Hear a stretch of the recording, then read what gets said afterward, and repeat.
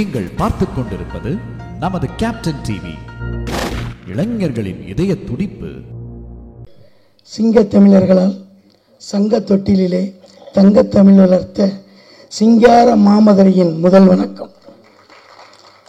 மேலே உங்களை மாதிரி இப்படி உட்கார்ந்து அண்ணாந்து ஸ்க்ரீனை பார்த்துக்கிட்டு இருந்த நான் இந்த லெஜண்டுகள் இருக்கக்கூடிய இந்த மேடையில் அமர்வேன் என்று கனவிலும் நினைக்கவில்லை. இன்னைக்கு ஒத்த ஓட்டு முத்தையா, இதை நான் ஒரு வரலாறு தான் சொல்லுவேன். ஏன்னா 10 ஆர்டிஸ்ட் 15 ஆர்டிஸ்ட்டை வச்சு பெரிய பெரிய இயக்குநர்கள் இன்னைக்கு மேடையில் இருக்காங்க. 10 ஆர்டிஸ்ட் 15 ஆர்டிஸ்ட்டை வச்சு ஒரு படம் பண்ணுறது எவ்வளோ பெரிய கஷ்டம். 36 ஆர்டிஸ்ட் ஒத்த ஓட்டு முத்தையால 36 ஆர்டிஸ்ட்டை வச்சு ரொம்ப பிரமாதமாக பண்ணியிருக்காங்க. இதில் லெஜண்ட் அண்ணன் கவுண்டமணி அவர்களுடன் நான் நடிக்கிறத என் வாழ்க்கையில் ஒரு பாக்கியமாக நினைக்கிறேன். இந்த ஒரு வரலாற்று பாக்கியத்தை எனக்கு கொடுத்த மதுரையை ஆளும் அன்னை மீனாட்சிக்கும், இயக்குனர் சாய் ராஜகோபால் அவர்களுக்கும், தயாரிப்பாளர் ரவிராஜா ராஜேந்திரன் அவர்களுக்கும், மேலும் இந்த படத்தை வெற்றி படமாக ஆக்க இருக்கின்ற உங்கள் அனைவருக்கும் நன்றியை தெரிவித்துக் கொள்கிறேன். இந்த படத்துடைய ஒரே ஒரு வேண்டுகோள், இந்த படத்துடைய வெற்றி விழாவை நான் மதுரையில் நடத்த வேண்டும், எனக்கு ஒரு வாய்ப்பு கொடுக்க வேண்டும் என்று கேட்டுக்கொள்கிறேன். அது மட்டுமல்ல, ஒத்த ஓட்டு முத்தையா இது படம் அல்ல, ஒரு பாடம். வருங்கால அரசியல்வாதிகளுக்கும் ஒரு பாடம். நன்றி. ஒத்த ஓட்டு முத்தையா பாடல் வெளியீட்டு விழாவுக்கு வந்திருக்கின்ற மதிப்புமிக்க பத்திரிகை நண்பர்களே, சமூக ஊடக நண்பர்களே, இங்கே பார்வையாக வந்திருக்கின்ற அத்துணை ரசிகர்களுக்கும், மேடையில் வீட்டிருக்கின்ற ஜாம்பவன்களுக்கும் என்னுடைய முதற்கண் வணக்கத்தை தெரிவிச்சுக்கிறேன். நான் கனவுல கூட நினைச்சு பார்க்கல கவுண்டமணி கூட நடிப்பேன் அப்படின்னு ஒருத்தர் சொன்னாரு. நான் கொஞ்சம் வித்தியாசம். ஒரு 6 வருஷத்துக்கு முன்னாடி கவுண்டமணி கூட நடிக்கிற மாதிரி ஒரு சின்ன கனவு கண்டேன். அதுல அவர் எனக்கு கொடுத்த கவுண்டர், ஏன் இப்படி எதுக்கு எடுத்தாலும் ஓயாம பேசிட்டே இருக்க, கொஞ்சம் நிப்பாட்டு அப்படிங்கிற ஒரு சவுண்ட் எங்க காதல் விழுது. சத்தியமா நடத்துற உண்மை. கனவு பழிக்குமா எனக்கு பழிச்சிச்சு உண்மையிலே. இது நான் பொய்யா சொல்ல, அந்த ஒரு நீதான் மங்கள ஞாபகத்தில் இருக்கு. அப்ப கவுண்டமணி அண்ணன் கூட போய் நான் நடிக்கும் போது அப்படிலாம் அவர் என்னை எதுவுமே சொல்லல. சமகாலத்தில் இவர் வளர்ந்து வர ஒரு நகைச்சுவை வில்லன் நடிகருங்கிறது அவர் நிறைய பேர் சொல்லியிருப்பாங்க போட்டிருக்கு. ரொம்ப மரியாதை கொடுத்து ஷூட்டிங் ஸ்பாட்டில் ஒரு ரிஹர்சல் எனக்கு பயமா இருக்கும். நான் கவுண்டமணியோட நடிக்கிறேன்னா வேற படத்தில் சிங்கிள் டேக்கில் பயங்கர ஸ்பீடாக பேசுவேன், பயங்கர முடிப்பேன், ஒரே டேக்கில் நடிப்பார்னு ஒரு பேர் இருக்கு எனக்கு. ஆனால் கவுண்டமணியை நடிக்கும் போது ஏதாவது தப்பாயிருமேங்கிறத என்ன பண்ண, அவருக்கு முன்னாடி ரிஹர்சல் பார்ப்பேன். நான் ரிஹர்சல் பார்க்குறேங்கிறதுக்காக அவர் என்ன பண்ண, எனக்கு கவுண்டர் கொடுத்துட்டே இருப்பார். நான் 4 தடவை ரிஹர்சல் பார்த்தா 4 தடவை அவர் டைலாக் எனக்கு சொல்லிட்டே இருப்பார்.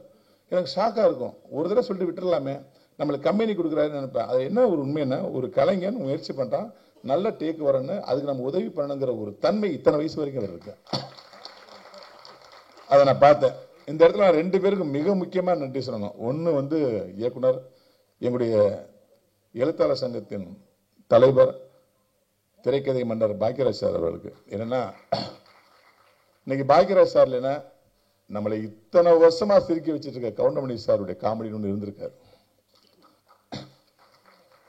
அந்த எழுத்தாளனா அவர் பாரதியார் சார்ட்ட போய் கவுண்டமணி அறிமுகப்படுத்தி, இவர் நல்லா நடிப்பார், நடிக்க வைங்கன்னு சொல்லி, பாரதியார் சார் எப்படியா உனக்கு எப்படியா நம்பிக்கை இருக்கா, எனக்கு நம்பிக்கை வரலையாலாம் சொல்லி நம்பிக்கை ஏற்படுத்தி அன்னைக்கு மிகுந்த சிரமப்பட்டு கவுண்டமணி பாரதியார் சார்ட்ட போய் அறிமுகப்படுத்தி ஒரு மிகப்பெரிய வாய்ப்பு வாங்கி கொடுத்தது தான் நம்ம இத்தனை வருஷம் சிரிச்சிட்டு இருக்கான மூலாதாரம்.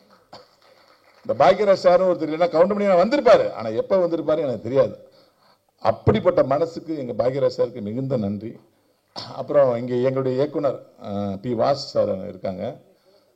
சமீபத்தில் அவங்களுடைய டைரக்ஷன்ல சந்திரமுகி 2 நான் நடிச்சேன். ஐயோ, சார் டைரக்ஷன்ல இத்தனை வருஷம் நடிக்காம போயிட்டோமேங்கிற ஏக்கத்தை கிரியேட் பண்ணாரு. அவ்வளவு எளிமையான டைரக்டர். ரஜினிகாந்த் சாரை வச்சு எல்லாரையும் வச்சு படம் பண்ணிட்டாரு. அதாவது தமிழ்நாட்டில் மட்டும் கிடையாது, கர்நாடகத்தில், தெலுங்குல, ஹிந்தியில எல்லாத்துலயும் டைரக்ஷன் பண்ண ஒரு மிகப்பெரிய ஆளுமை. என்னை ரொம்ப சாதாரண ஒரு தம்பி மாதிரி ட்ரீட் பண்ணக்கூடிய ஒரு நண்பரா இயக்குனராக இருப்பார் வாசார். அந்த வாசார் படங்கள் வந்து கவுண்டமணியனுக்கு மிகப்பெரிய ஒரு ரீச்சை கொடுத்துருக்கு. நீங்க பார்த்துருப்பீங்க. சின்ன தம்பியா இருக்கட்டும், நடிகனா இருக்கட்டும், சேதுபதி ஐபிஎஸ்ஸா இருக்கட்டும், வால்டர் வெற்றிவேலா இருக்கட்டும், மலபார் போலீஸா இருக்கட்டும், அதாவது to the core comedy. Rickshaw மாமா பார்த்துட்டான் அதெல்லாம் வந்து அவரை ரசிச்சு வாசார் எழுதியிருப்பாரு. அந்த 2 பேரும் இன்னைக்கு வந்தது வந்து இந்த நிகழ்ச்சியோட முத்தாய்ப்பா நான் நினைக்கிறேன். ஏன்னா ஒருத்தர் அறிமுகப்படுத்தியவர், ஒருத்தர் கவுண்டமணி வந்து ஒரு பீக்கு கொண்டு போன ஒரு டைரக்டர்.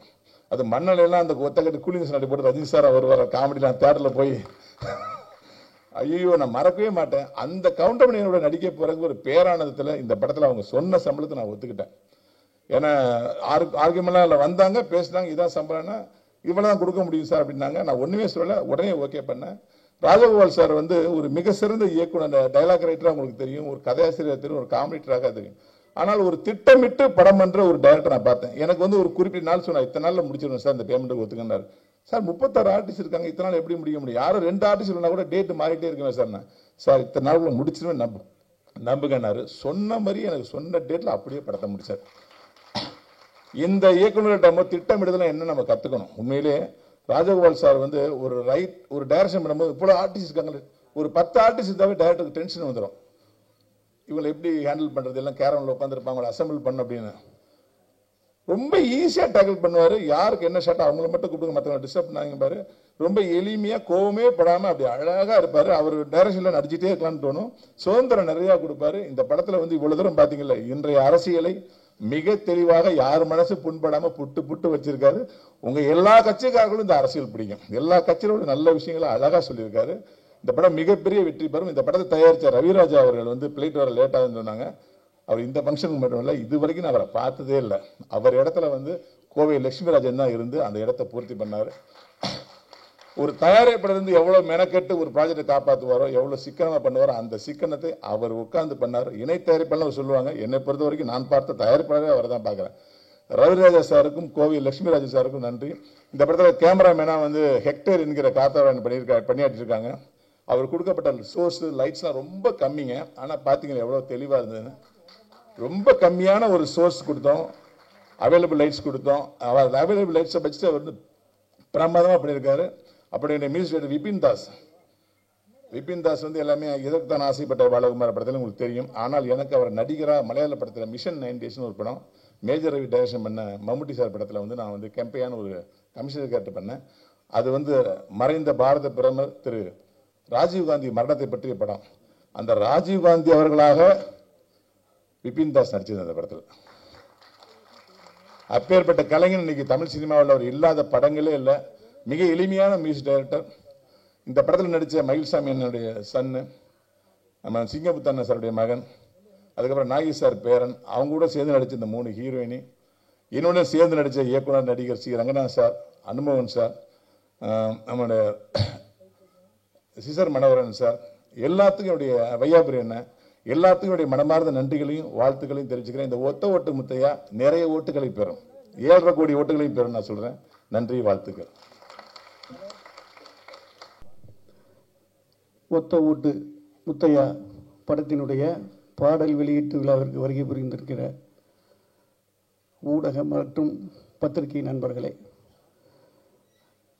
மேடையில் அமர்ந்திருக்கின்ற எங்களுடைய முன்னோடி அண்ணன் பாக்யராஜ் அவர்களே, அண்ணன் பி வாசு அவர்களே, அண்ணன் கே ராஜன் அவர்களே மற்றும் கதிரேசன் அவர்களே, 5 ஸ்டார் செந்தில் அவர்களே,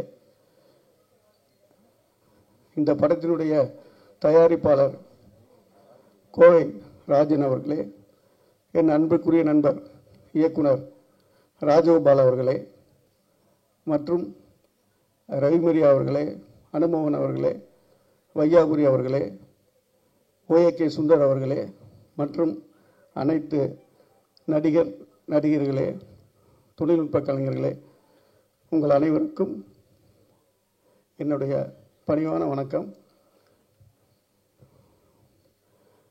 இளையராஜா அவர்கள் எப்படி ஒவ்வொரு ரசிகர்கள் மனசில் வந்து சோகம்னா ஒரு பாட்டு, சந்தோஷம்னா ஒரு பாட்டு அப்படி வாழ்ந்துட்டு இருக்காரோ, காமெடியில் ஒவ்வொரு குடும்பத்திலும் ஒவ்வொரு ரசிகர்களுடைய மனசிலும் சந்தோஷம் ஏற்படுத்தி மிகப்பெரிய சாதனை படைத்து வாழ்ந்து கொண்டிருப்பவர் தான் அண்ணன் கவுண்டமணி அவர்கள்.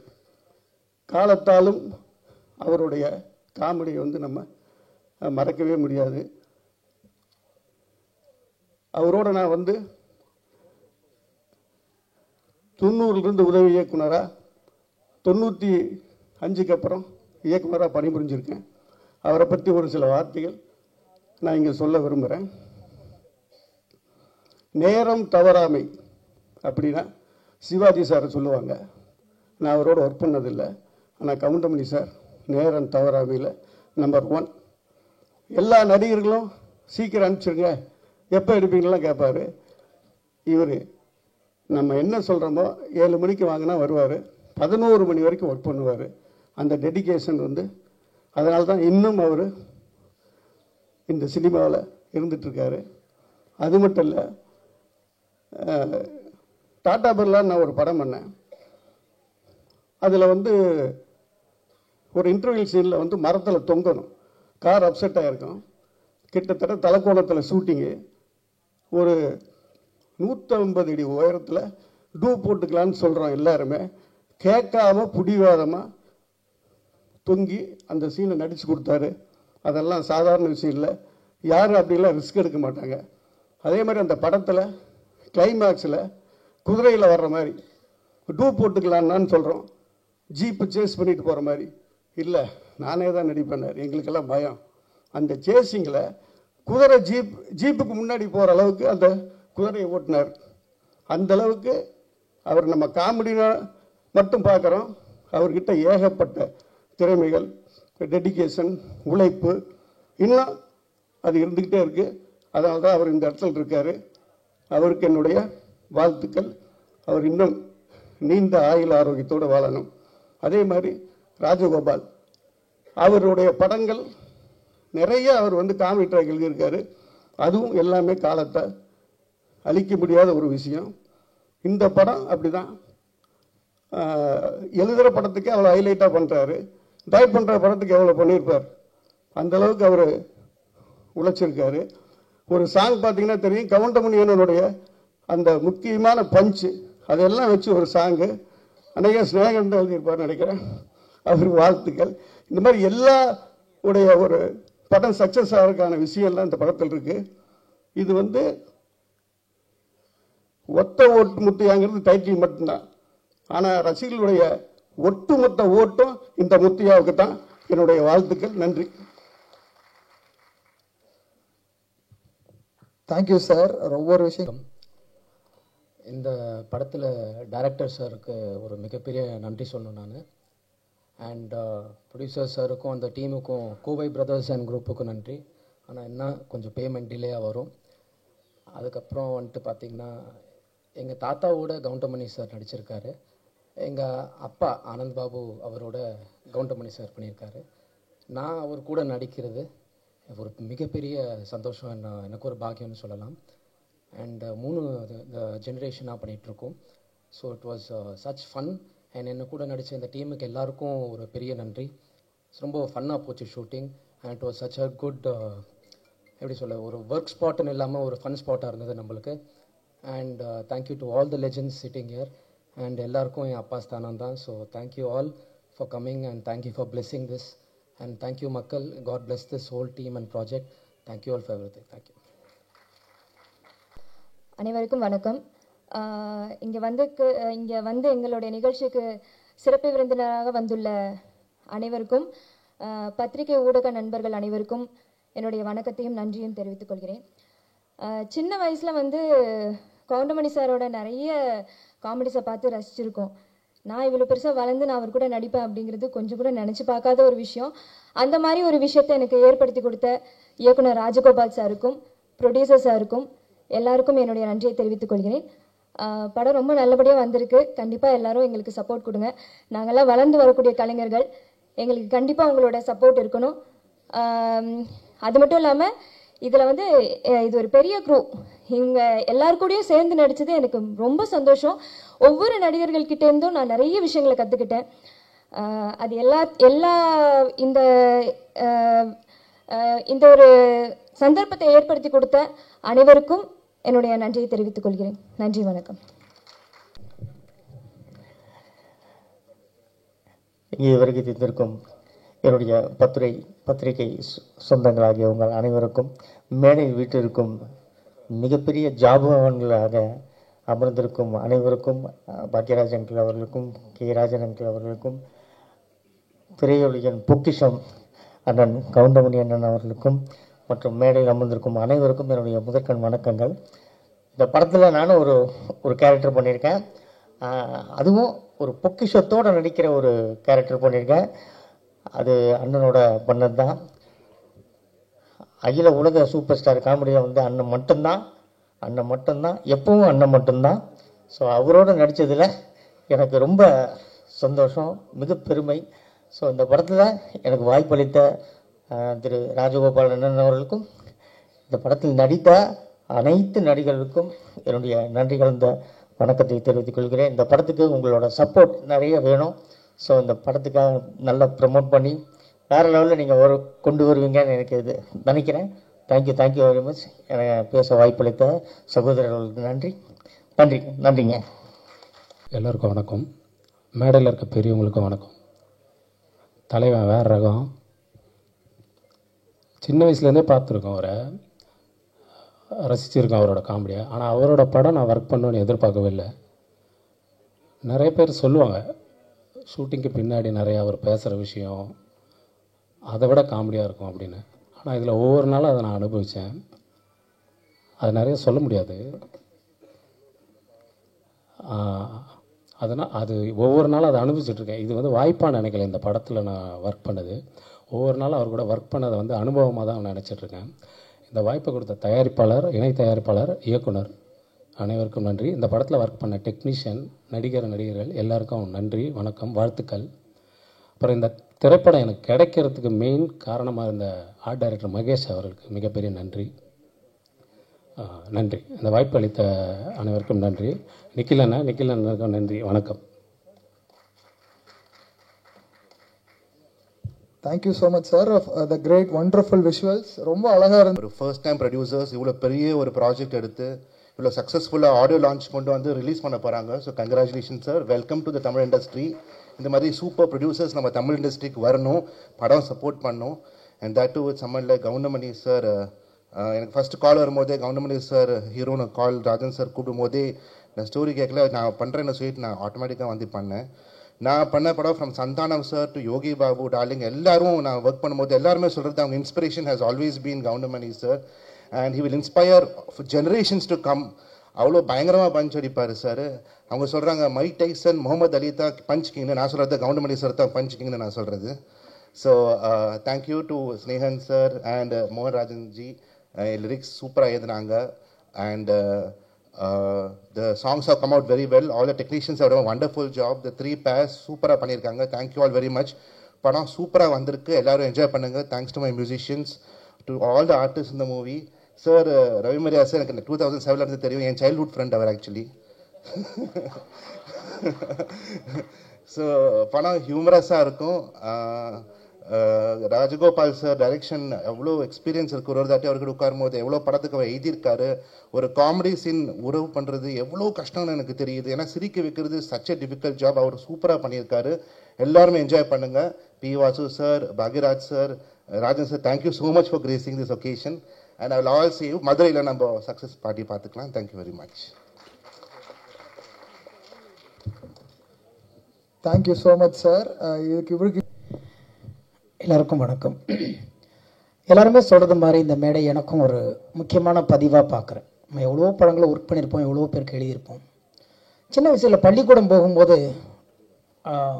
கிராமங்களில் கொண்டாந்து செங்கிப்பட்டி கமலா தேட்டரில் அங்கேயும் ஒரு கமலா இருந்துச்சு, ஒரு டூரிங் டாக்ஸ். அப்போ எந்த போஸ்டர் ஓட்டினாலும் கவுண்டமணி செந்தில்னு இருக்கும். அப்போ இவ்வளோ அவங்களோட உயரம், இவங்களுடைய ஆளுமை தெரியாது. ஆனால் பசங்க எல்லாருமே சொல்லி கவுண்டமணி செந்தில் படம்டா போடமாடா அப்படிம்பாங்க. கதாநாயகன் தெரியாது, கதாநாயகி தெரியாது, இயக்குனர் தெரியாது, என்ன கதை தெரியாது. ஆனால் அந்த பேரை கேட்ட உடனே படத்துக்கு போகலாமா அப்படிங்கிற ஒரு கூட்டத்தில் நானும் ஒருத்தனாக இருந்தேன். அதனால் இந்த படத்தில் வந்து நாங்கள் இந்த மேடையில் நிற்கிறது நான் ரொம்ப ப்ரிசியஸாக நான் நினச்சிட்ருக்கேன். ரெண்டாவது, ஐயா கவுண்டமணி ஐயா அவர்களை பற்றி பேசணும்னா மணிக்கணக்கில் பேசலாம்.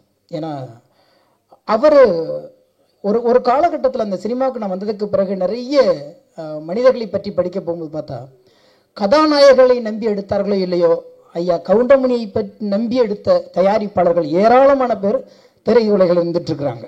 அவர் காய்ச்சிட்டு இருக்குன்னா படம் எடுக்கலாம் அப்படிங்கிற ஒரு காலகட்டம்.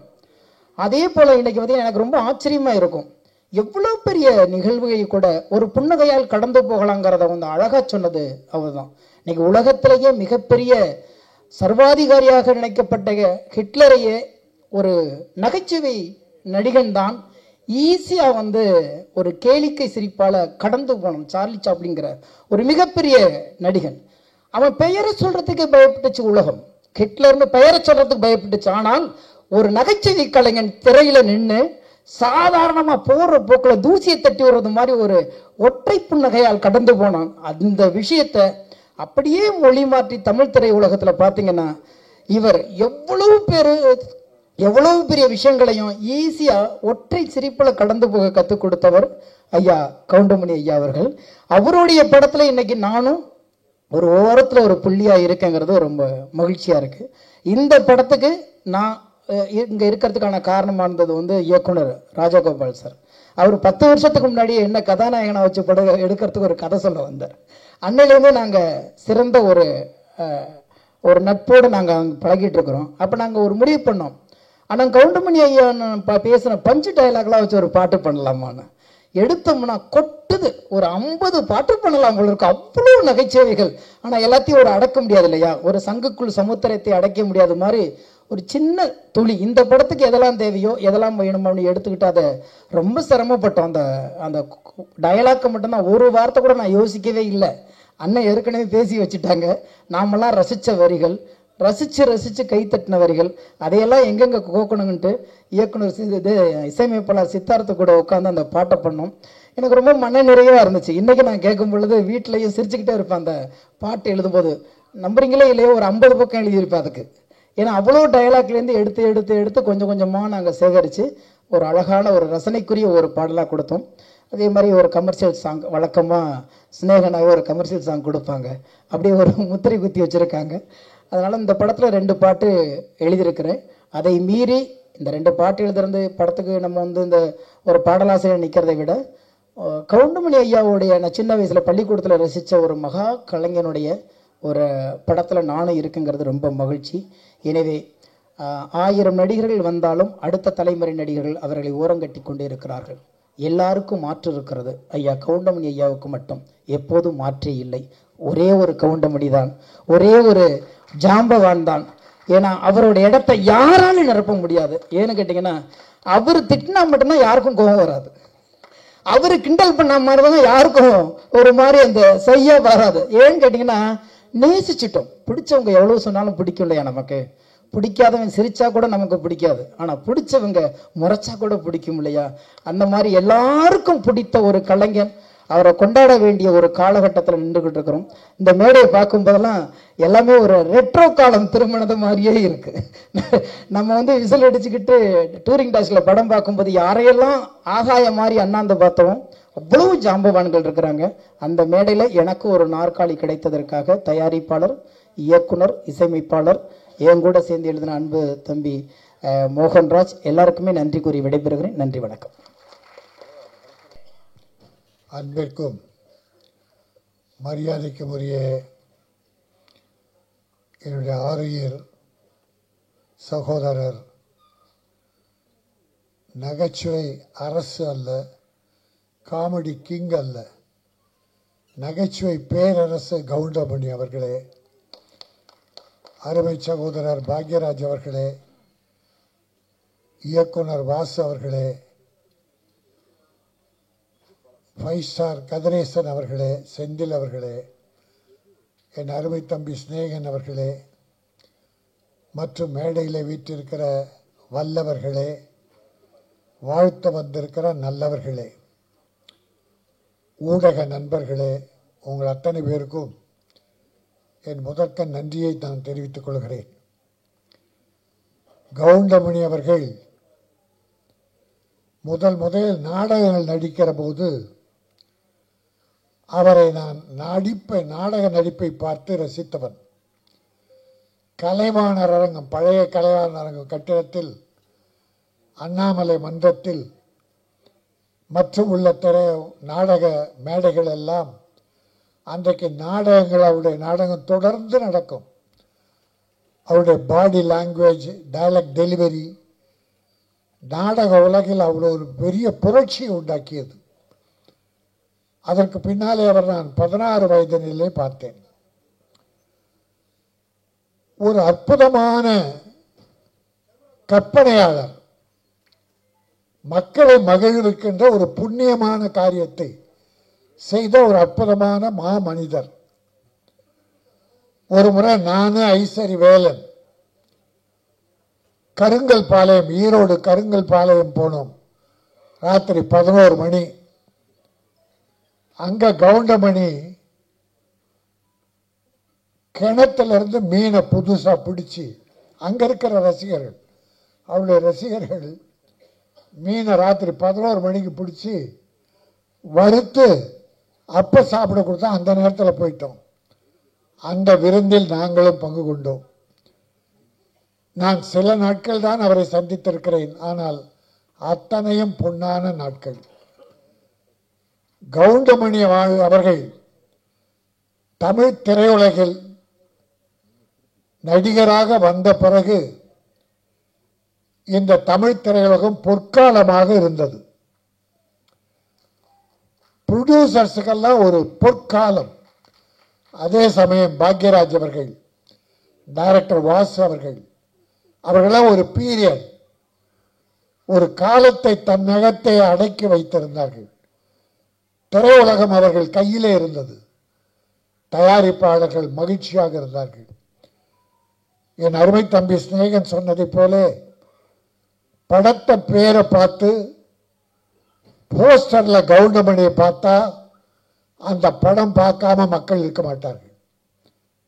கவுண்டமணிக்காக ஓடிய படங்கள் ஏராளம். அவரை நம்பி எந்த பொழுதும் கெட்டு போனதில்லை.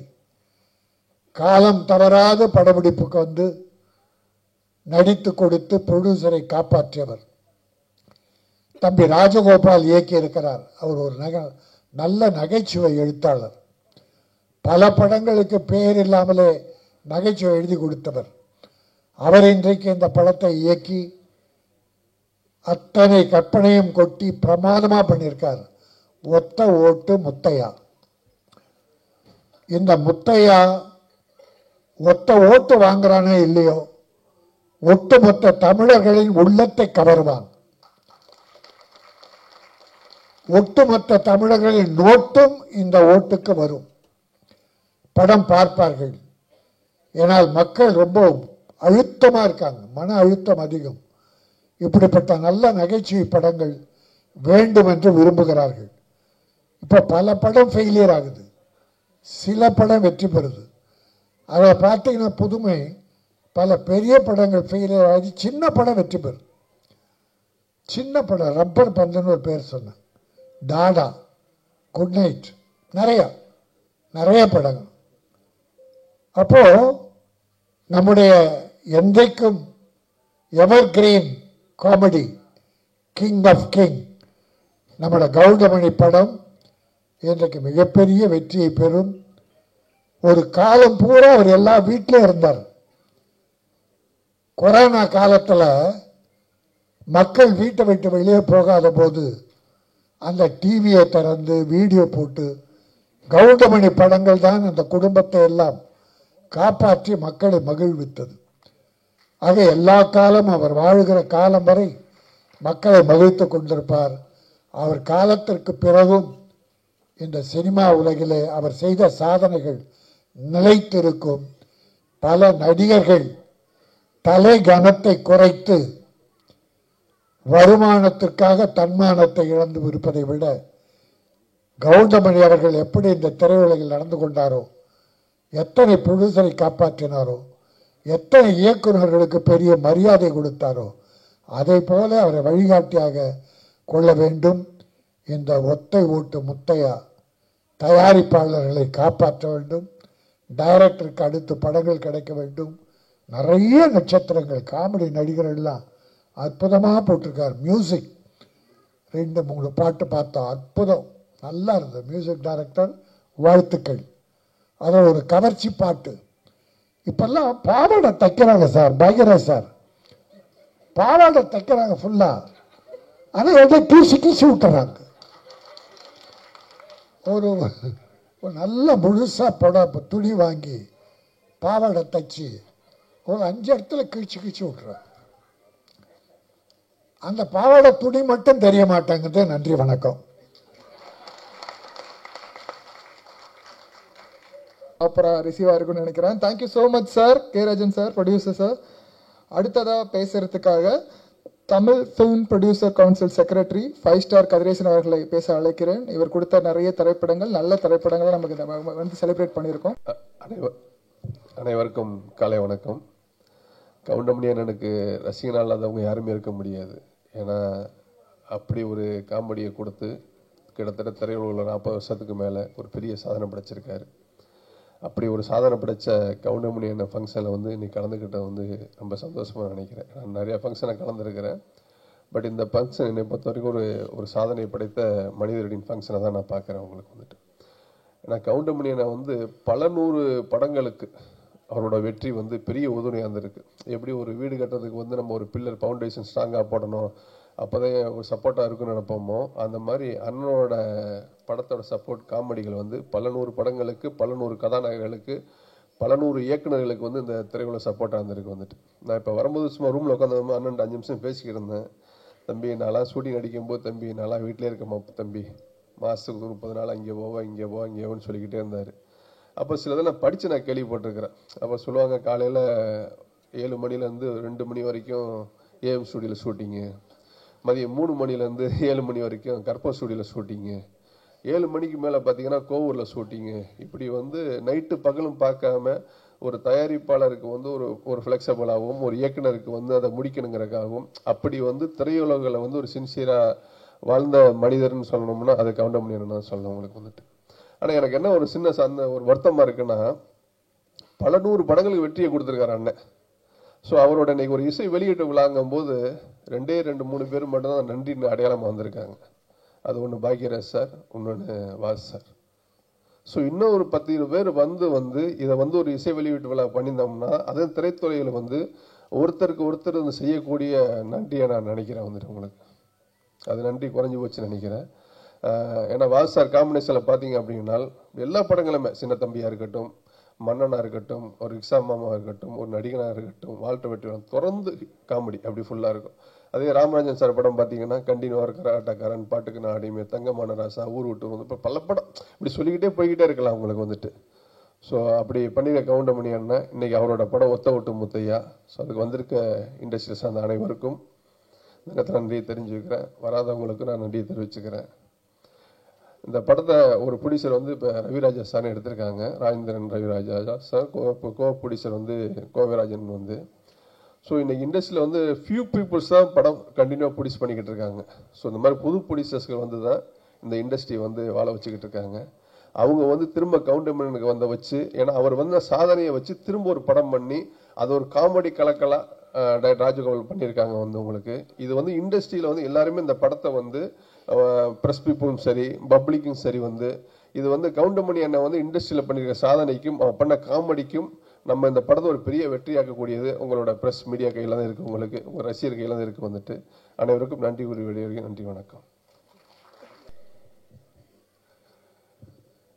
பத்திரிகை நண்பர்களுக்கும் ஊடக நண்பர்களுக்கும் வணக்கம், நன்றி. அது மாதிரி இந்த ஒத்த ஒட்டு முத்தையா படத்தை வாழ்த்த வந்திருக்கும் சிறப்பு விருந்தினர்கள் அனைவருக்கும் நன்றி. அது மாதிரி என்னோட படத்தில் 36-37 ஆர்டிஸ்ட் நடிச்சிருக்காங்க. எல்லாருமே வெளியே வாங்குற சம்பளத்தை விட எனக்காக கம்மியாக பாதி சம்பளம் அப்படி பண்ணாங்க. அவங்க எல்லாருக்குமே நன்றி. அதே மாதிரி டெக்னீஷியன்ஸ் எல்லாருமே இந்த படம் முடிகிற வரைக்கும் நல்ல ஒத்துழைப்பு கொடுத்தாங்க, அவங்களுக்கும் நன்றி. இந்த படம் உருவானதே ரொம்ப ஒரு ஆச்சரியமான விஷயம். அதை வந்து நான் உங்கள்கிட்ட பகிர்ந்துக்கணும். எப்படின்னா, நான் வேறு ஒரு படத்துக்காகத்தான் டிஸ்கஷன் அது இதுன்னு ஒரு வருஷமாக போய்கிட்டு இருந்தேன். நம்ம சிங்கமுத்தண்ணே அவங்க ஆஃபீஸ் வளசுறவக்கம். அங்கே தான் அவர் பையன் வாசன் கார்த்திகை வச்சு ஒரு படம் பண்ணலான்னு அவங்க சொந்தக்காரர் தான் ப்ரொடியூசரு. தேவர் ஹோட்டல் அப்படின்னு ஒரு படம், அதுக்கு தான் நாங்கள் ஒரு வருஷமாக ஸ்கிரிப்ட் பண்ணிகிட்டு இருந்தோம். திடீர்னு எதிர்பாராத விதமாக இந்த ப்ரொடியூசர் அவங்க வந்தாங்க. அவங்க எப்படி வந்தாங்க அப்படின்னா, என் மனைவி வந்து உடல்நிலை சரியில்லாமல் கிட்னி ப்ராப்ளம், அதில் வந்து ஹாஸ்பிட்டலில் இருந்தாங்க. அந்த நேரத்தில் ஒரு அட்டெண்டர் கூடவே இருக்கணும், எந்த நேரமும் மாஸ்க் போட்டு மூச்சு விட முடியாமல் கஷ்டப்பட்டுக்கிட்டு இருந்தாங்க. நான் ஒரு ஹாஃப் டே, என் பையன் ஒரு ஹாஃப் டே அப்படி தான் பார்த்துக்குவோம் கேஎம்சியில். அந்த நேரத்தில் பழனியில் என்னோட அக்கா மகன், அவனுக்கு ஃப்ரெண்டு நம்ம கோவை லட்சுமிராஜன் அவர்கள், அவர் மூலமாக அவர் சினிமா பண்ணணுன்ற ரொம்ப நாள் ஆசை. அவருக்கு வந்து பெங்களூர் நம்ம main producer Raviraja sir friend. இப்போ ஒரு நாள் இந்த கொரோனா டைமில் நான் ஸ்கிரிப்டெல்லாம் பண்ணிவிட்டு வீட்டில் ஒரு யூடியூப் சேனல் ஆரம்பித்து வீட்லேயே எல்லாம் பண்ணியிருந்தேன். அன்னை கவுண்டமணி அண்ணன் வந்து 2 நாளைக்கு ஒருக்கா எனக்கு எப்படியாவது ஃபோன் பண்ணுவார், இல்லை நான் பண்ணுவேன், பேசுவோம். என்னப்பா இப்படி மாதக்கணக்கில் சிறையில் அடைச்ச மாதிரி அடைச்சி போட்டாங்க, கொரோனாங்கிறாங்க, நீ என்ன பண்ணுற, எப்படி உனக்கு பொழுது போகுதுன்னு அண்ணன் என்னை கேட்டார். இப்போ நான் சொன்னேன், அண்ணே டைமை வேஸ்ட் பண்ணக்கூடாதுன்ட்டு ஒரு 2 ஸ்கிரிப்ட் பண்ணி வச்சுருக்கேண்ணே, கொரோனா முடிஞ்சோன்னு தான் அது போய் ப்ரொடியூசர்கிட்ட கதை சொல்லணும் அப்படின்னு. அப்படியா, அதில் ஒரு கதையை சொல்லி பார்க்கலான்னாரு. ஃபோன்லேயே சொன்னேன், இந்த மாதிரினே 3 பொண்ணு, அப்பா அம்மா, அண்ணன் தம்பிக்கு தான் கல்யாணம் பண்ணி கொடுக்கணுங்கிறாங்க. ஆனால் இந்த பொண்ணுங்க ஏதோ ஒரு சூழ்நிலையில் 3 வேறு பசங்களை லவ் பண்ணிடுச்சு. அவங்க கல்யாணம் பண்ணாங்களா பண்ணலையா, நீங்கள் பண்ணி கொடுத்தீங்களா இல்லையா, நீங்கன்னு சொல்லலை, அந்த அப்பா கேரக்டர் பண்ணி கொடுத்தாரா இல்லையா அப்படின்றது ஒரு கதை அப்படின்னு சொன்னேன். ஏப்பா நல்லா இருக்கேப்பா, ஃபேமிலியெல்லாம் பார்க்குற மாதிரி இருக்குது, இது நான் பண்ணலாமே அப்படின்னாரு. தாராளமானே, உங்களுக்காகத்தான் பண்ணினேன்னு அப்போ ஒரு பொய்யை சொன்னேன், அதை இப்போ இங்கே சொல்கிறேன் அண்ணங்கிட்ட, உங்களுக்காகத்தான் பண்ணினேன் அப்படின்னேன். உடனே சரிப்பா, ஆனால் ஒரு சிக்கல்னாரு. என்னென்ன அப்படின்னு, அப்பா 3 பசங்கன்னு சொல்கிறியே, நான் அப்பாவை நடிச்சது இல்லையேன்னாரு. அதாவது அவர் கதாநாயகனுக்கு ஈக்குவல் ஹீரோவாக தான் நிறைய நடிச்சிருக்காரு, உங்களுக்கு தெரியும். டாடா, பிர்லா, அப்படியே வரிசையாக சொல்லிக்கிட்டே போகலாம். அப்படி நடிச்சுக்கிட்டு இருக்கிறவர் வந்து நான் அப்பாவை நடிக்க மாட்டேப்பா, ரொம்ப நாள் ஆச்சு அப்படின்னாரு. அவர் இந்த பொண்டாட்டி சொன்னால் கேட்டுக்கணுக்கு அப்புறம் அப்பாவை நடித்தது இல்லை. இப்போ நான் சொன்னேன், ஏன்னா அப்பாவை அண்ணன் ஆக்கிடலாம்னே, 3 தங்கச்சி அவ்வளோதானே அப்படின்னு. இப்போ பண்ணிடலாம்ல, ஓகே சரி ராஜகோபால், கொரோனா முடிஞ்சோன்னா நீயும் தயாரிப்பாளர் தேடு, நானும் தேடுறேன், எது ஒர்க் அவுட் ஆகாத பண்ணிக்கலாம் அப்படின்னு விளையாட்டாக சொன்ன விஷயந்தான். கரெக்டாக கொரோனா முடிஞ்சதுக்கப்புறம் இந்த கோவை லட்சுமிராஜன் எனக்கு பழக்கம் ஏற்பட்டது, அவர் மூலமாக ரவிராஜா சார் பழக்கம் ஏற்பட்டது. அவங்க 2 பேரையும் நான் கவுண்டமணி அண்ணன்கிட்ட அறிமுகப்படுத்தினேன். அதுக்கப்புறம் கதை சொல்லணுன்னொன்னு சிங்கமுத்தண்ணை ஆஃபீஸில் தான் வர வச்சு நான் கதை சொல்கிறப்ப தான் என் மனைவி சீரியஸாக இருக்காங்க. இன்றைக்கி வாங்கன்னு சொல்லிட்டார் ப்ரொடியூசரு, பெங்களூர்லேருந்து இதுக்குன்னே வந்திருக்காரு. மனைவி எப்படி விட்டு போகிறேன்னு தெரியல. ஆனால் சினிமாவா மனைவியா 30 வருஷமாக நம்ம சினிமாவில் இருக்கோம், மனைவியை கடவுள் பார்த்துக்குவான், நமக்கு சினிமாவும் தான் முக்கியம் அப்படி சொல்லிட்டு அந்த நர்ஸு ஒருத்தவங்ககிட்ட, என் ஒய்ஃபை ஒரு 2 ஹவர்ஸு கொஞ்சம் பக்கத்துலேருந்து பார்த்துக்கங்க, நான் ஒரு முக்கியமான வேலை போயிட்டு வரேன் சொல்லிவிட்டு நேராக என்னோடய ஃப்ரெண்டு ஆர்ட் டைரக்டர் மகேஷும் நானும் நம்ம சிங்கமுத்தண்ணை ஆஃபீஸ் போனோம். அவங்க 2 பேரும் வந்தாங்க. ரவிராஜா சாருக்கும் கோவை லட்சுமிராஜன் சாருக்கும் ஸ்கிரிப்டை சொன்னேன். அவங்களுக்கு ரொம்ப நல்லா இருக்குது, பிடிச்சிருச்சு. ஒரு 2-3 மாதம் கழித்து நம்ம நிச்சயமாக இதை பற்றி பேசுவோம் அப்படி சொல்லிட்டு போயிட்டாங்க. அங்கே மகன் வந்து ஹாஸ்பிட்டலில், என்னப்பா நீ பாட்டுக்கு அம்மாவை விட்டுட்டு போயிட்டேன்னா, இல்லைப்பா ஒரு கதை சொல்கிறக்க, இப்பயும் உனக்கு கதை சொல்கிறதா முக்கியமான அப்படின்னு வருத்தப்பட்டான். அதுக்கப்புறம் 1 வாரம் தான் என் மனைவி இறந்துட்டாங்க.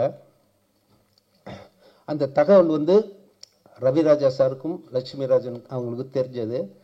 அப்போ அவங்க 2-3 மாதம் கழித்து பண்ணலான்னு சொன்ன படத்தை ஒரு ராஜகோபால் வந்து மனைவி பிரிஞ்ச ஏக்கத்தில் இருப்பார், இப்போவே ஆரம்பித்தோம்னா அவருக்கு அதில் ஒரு வருஷம் இதாகும், கொஞ்சம் மனைவியை மறந்து கொஞ்சம் டைவர்ட் ஆகுன்றதுக்காக அவங்க இமீடியட்டாக ஆரம்பிக்கலான்னு சொல்லி ஆரம்பித்தது தான் இந்த படம். இப்போ ஒரு நல்ல விதமாக வந்திருக்கு. இதுக்கு நான் அந்த ரவிராஜா சாரும் கோவை லட்சுமிராஜன் மறக்க முடியாது. அது மாதிரி கவுண்டமணி அண்ணன், என்னோட இத்தனை வருஷத்துக்கு அப்புறமும் 30 வருஷம் அண்ணனுக்கு நான் 70 படம் எழுதியிருக்கேன்.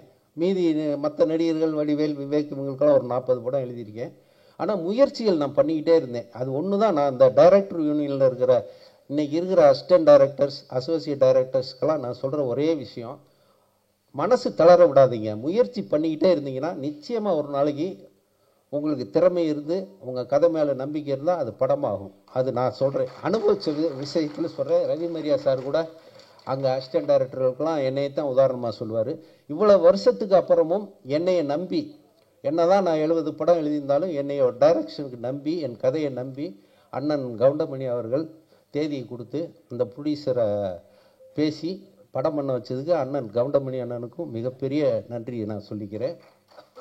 இந்த படத்தை பொதுமக்களாகிய நீங்கள் சக்ஸஸ் படமாக்கணும் அப்படின்னு நான் விரும்பி கேட்டுக்கிறேன்.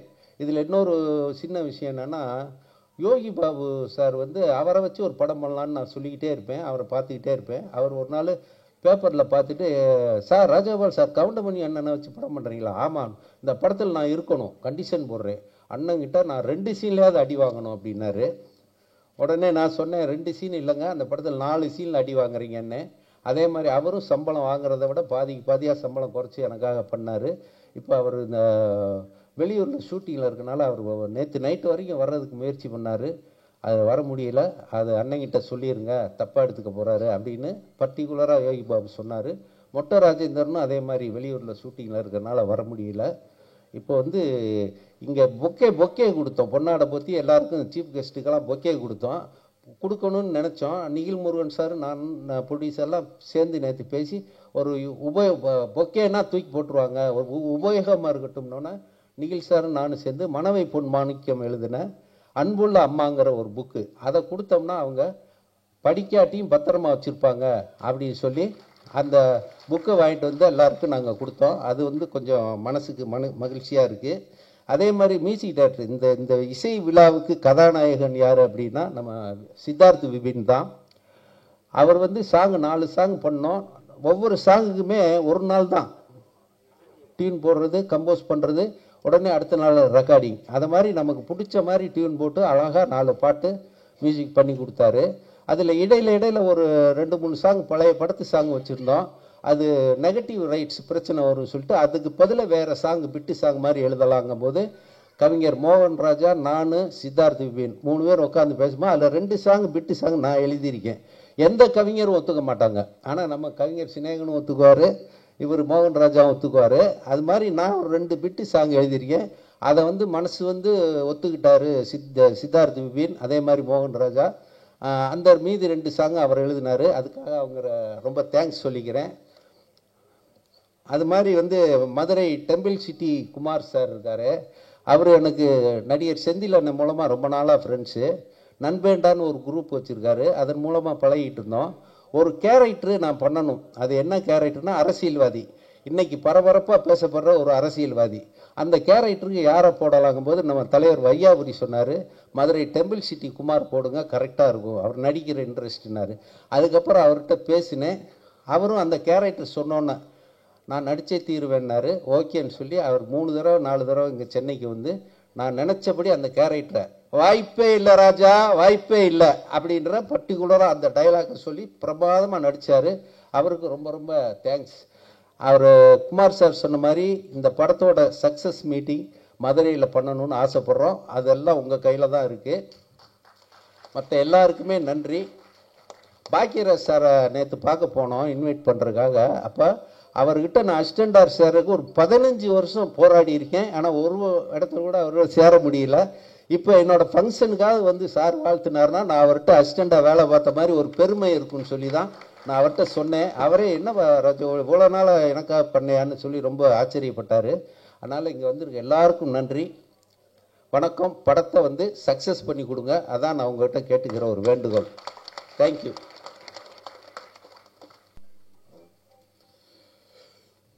ஊடக நண்பர்களுக்கும் பத்திரிகை நண்பர்களுக்கும் மேடையில் இருக்கும் என்னுடைய நண்பர்களுக்கும் கலைஞர்களுக்கும் வந்திருக்கும் நல்ல உள்ளங்களுக்கும் என்னுடைய வணக்கத்தை தெரிவித்துக் கொள்கிறேன். இந்த படம் வந்து முதல்ல கவுண்டமணி சாருடைய படம். கவுண்டமணி சாருடைய நான் வந்து மேடையில் வந்து எல்லாமே வெற்றி விழா மேடைகளில் தான் நானும் கவுண்டமணி சார் இருந்திருக்கோம். எத்தனையோ ஊர்களுக்கு போயிருக்கோம், எத்தனையோ படங்கள் வெற்றி. அவரோட இன்றைக்கி வந்து ஒரு வித்தியாசமாக அவர் ஹீரோவாக நடித்து நாங்கள் ஒரு கெஸ்ட்டாக வந்து பேசுகிற ஒரு வாய்ப்பு எனக்கு கிடைச்சதுக்கு, எனக்கு வாய்ப்பு கொடுத்ததுக்கு டைரக்டர் ராஜகோபால் அவர்களுக்கும் அந்த தயாரிப்பாளர் அவர்களுக்கும் என்னுடைய நன்றியை தெரிவித்துக் கொள்கிறேன். முதலில் கவுண்டமணி சாரை வச்சு படம் எடுத்த தயாரிப்பாளர்களுக்கு என்னுடைய மிகப்பெரிய நன்றியை நான் தெரிவித்துக் கொள்கிறேன். இந்த மாதிரி ஒரு காலகட்டத்தில் கவுண்டமணி சார் மேலே நம்பிக்கை வச்சு அவருடைய காமெடி என்றைக்குமே நிற்கும் அப்படின்ற நம்பிக்கையோட ப்ரொடியூசர் எடுத்திருக்காரு. அதே மாதிரி டைரக்டர் வந்து வெரி ஹிலேரியஸ் டைரக்டர். அவர் எத்தனையோ படங்களுக்கு வந்து ட்ராக்ஸ் எழுதி கொடுத்துருக்காரு. பல காமெடியன்ஸ்க்கு வந்து அவர் வந்து ஒரு அப்லிஃப்டாக இருந்தவர் தான் ராஜகோபால் அவர்கள். ஸோ அந்த மாதிரி ஒரு அருமையான டீம். இங்கே இருக்கிற அத்தனை ஆர்டிஸ்டில் எல்லாருமே என் படத்தில் நடித்தவங்க தான். அதனால் அவங்கள பற்றி நான் வந்து எதுவும் பேசுகிறதுக்கு நேரம் இல்லை. ரெண்டாவது டைரக்டர் வந்து ஏற்கனவே சொன்னார், இந்த படத்தோட டைரக்டர் இந்த மாதிரி 12:30 மணி வரைக்கும் தான் டைமுன்னு. ஆனால் அவரே ஒரு 15 நிமிஷம் பேசிட்டார். ஸோ இதுக்கப்புறம் பாக்யராஜ் சார் பேசணும். அதனால் எனக்கு வந்து என்ன பேசுனா கவுண்டமணி சாரை பற்றி பேசணும்னா நிறைய இருக்குது, என்கிட்ட நிறையா இருக்குது. ஒரு விஷயம் கவுண்டமணி சாரை பற்றி சொல்லணுன்னா, அவருக்கு மேனேஜர் கிடையாதுங்க, அவருக்கு டிரைவர் கிடையாது, அவர்கிட்ட டைரி கிடையாது. டேட்டு சொல்லிட்டா போதும், மனசில் வச்சுப்பார் டேட்டை. இந்த டேட்டு இவங்களது, இந்த டேட் அவங்களது, அந்த டேட் இவங்களது அப்படின்னு மனசுலேயே டேட்டை வச்சு அவரே வண்டி ஓட்டிட்டு வருவார். அவருக்கு டிரைவர் கிடையாது. இதை மாதிரி ஒரு அருமையான வசதியான ப்ரொடியூசர்ஸுக்கு மிகவும் எளிமையான ஒரு நடிகர் வந்து தமிழ் இண்டஸ்ட்ரியில் இன்னொருத்தர் இருப்பாரான்னு என்னால் சொல்ல முடியாது. அப்படிப்பட்ட பர்ஃபெக்ட் ஆக்டர் எனக்கு வந்து இன்னொன்று எத்தனை பேருக்கு தெரியணும், ஒருவேளை அது கரெக்டாக கூட இருக்கலாம், தப்பாகவும் இருக்கலாம். அதிக படங்கள் கவுண்டமணி சார் நடித்தது என் படம் தான் நான் நினைக்கிறேன். அவரே சொல்லுவார், 24 படத்துக்கு மேலே நடிச்சிருக்காரு என் படத்தில். அந்த 24 படத்தில் 20 படம் இட்டு நான் அவர் இருந்ததில். இதில் என்ன வேடிக்கைன்னா, நான் வந்து ஒரு 4 பேஜ் டைலாக் எழுதிட்டு சத்யராஜ் சாருக்கும் கவுண்டமணி சாருக்கும் வந்து டைலாக் சொல்லுவேன். அந்த 4 இவங்க 2 பேரை வந்து 6 ஆக்கிடுவாங்க. திரும்ப அதை படிக்கும்போது என்னால் எதையுமே கட் பண்ண முடியாது. அந்த மாதிரி 6 ஆகிடும் அந்த பேஜ். அது மாதிரி 2 பேஜ் கொடுத்தா 4 ஆகிடும். இப்படி வந்து அந்த பேஜஸில் சரி அதில் என்ன ஃபில்டர் பண்ணலான்னு பார்த்து அதில் என்ன ஹைலைட்னு பார்த்து காமெடி பண்ணும் பொழுது இந்த 3 பேருடைய சக்ஸஸுக்கு காரணம் இந்த டீம் தான், அவங்க கான்ட்ரிபியூஷன் தான். அதாவது எல்லா படத்துலையுமே ஒரு கான்ட்ரிபியூஷன்றது ஆர்டிஸ்ட் கிட்ட இருந்து இருக்குன்னா அது ரொம்ப ரேர். அப்படி ஒரு கான்ட்ரிபியூஷன் உள்ள ஒரு ஆக்டர் யாருன்னா கவுண்டமணி சார். அவர் அதில் நீங்கள் பர்டிகுலராக நிறைய படம் நான் சொல்லணும்னா, ஒன்று நடிகன், அந்த பிரியாணி சீனு எடுக்கவே முடியலங்க, எடுக்கவே முடியல. சிரிச்சுக்கிட்டே இருக்கேன், எங்கே கட் சொல்கிறது தெரியல. சிரிச்சு நான் மேக்ஸிமம் இவங்களுக்கு வந்து ஒரே பிளாக்கில் வச்சுட்டு திருப்பி க்ளோஸ்னு கட் பண்ணி திருப்பி அந்த டைலாக் எடுக்க பயமாக இருக்கும். ஏன்னா அந்த மாதிரி ஒரு காமெடி எத்தனை தடவை எடுத்தாலும் சிரிப்பாங்க. அதே மாதிரி இளையராஜா சார் வந்து ரீரெக்கார்டிங்கில் வந்து இப்படி ஒரு சிரிப்பு அவர் சிரிப்பார்னா யாரும் நம்ப மாட்டீங்க, அவ்வளோ ரசிப்பார் காமெடியை. அவர் வந்து கவுண்டமணி சாரோட மிகப்பெரிய ரசிகர். ஏன்னா என்னுடைய படத்துலேயே நான் வந்து இளையராஜா சார் சிரிச்சு பார்த்துருக்கேன். அதாவது அவர் மியூசிக் போடுறதுக்கு முன்னாடி ரீல் பார்ப்பார், அந்த ரீலில் அப்படி சிரிப்பார் கவுண்டமணி சாரை பார்த்து. அந்த மாதிரி ஒரு அவருடைய மனசு. சிவாஜி சார், நமக்கெல்லாம் ரொம்ப பாக்கியண்டா, இந்த மாதிரி நடிகெல்லாம் நம்ம அவர் யாரோடலாம் நடிச்சிருக்காரு, நாகேஷ் சாரோட, சந்திரபாபுட எல்லாரோடையும் நடித்தவர். அவர் வந்து இந்த அவருடைய ஜென்ரேஷனில் இந்த 2வது அவருடைய மகன் பிரபு, அவரோட நடிக்கக்கூடிய ஒரு நடிகரை பார்க்கும் பொழுது கவுண்டமணி அருமையாக இருக்கேன், அருமையாக பண்ணுறாரியா, அருமையான காமெடியா.